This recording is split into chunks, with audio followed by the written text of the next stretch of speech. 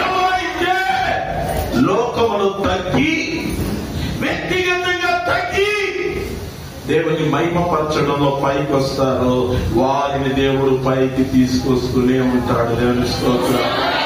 2 రోజులు వాడుకొని పక్కనెట్టేవాడు కాదు, 2 వారాలు వాడుకొని పక్కనెట్టేవాడు కాదు, 2 నెలలు వాడుకొని పక్కనెట్టేవాడు.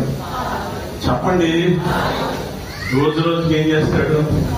కానీ పక్కన అంటున్నాడంటే అర్థం ఏంటి?